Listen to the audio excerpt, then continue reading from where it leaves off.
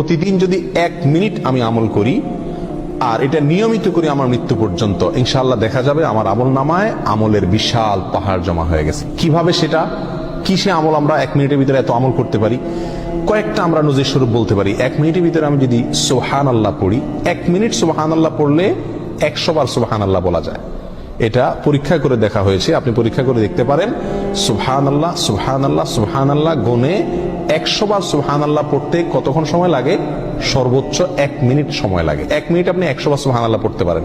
আর 100 বার সুবহানাল্লাহ পড়লে কি হবে? সহিহ মুসলিম হাদিসে আসছে, নবী সাল্লাল্লাহু আলাইহি ওয়াসাল্লাম বলেছেন, কেউ যদি 100 বার সুবহানাল্লাহ পড়ে, আল্লাহ সুবহানাহু ওয়া তাআলা তাকে 1000 নেকি দান করেন। 1000টি বিনিময় আল্লাহ তাআলা তাকে কিয়ামতের ময়দানে দান করবেন 100 বার সুবহানাল্লাহ পড়লে। তাহলে প্রতিদিন যদি আমি 1 মিনিট সুবহানাল্লাহ পড়ি শুধুমাত্র, তাহলে প্রতিদিন আমি 1000 করে নেকির মালিক হয়ে গেলাম। 30 দিনে 30,000। এভাবে হিসাব করেন সারা বছর, সারা জিন্দেগি কি পরিমাণ দাঁড়াবে ইনশাআল্লাহ।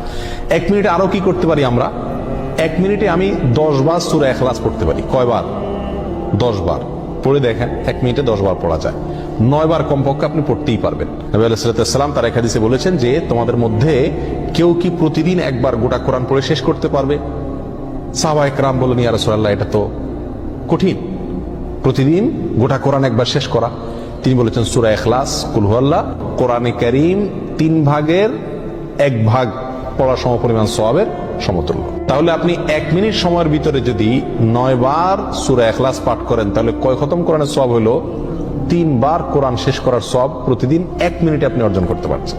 আল্লাহ সুবহানাহু ওয়া তাআলা আমাকে প্রতিদিনে 1440টা মিনিট দিয়ে থাকেন।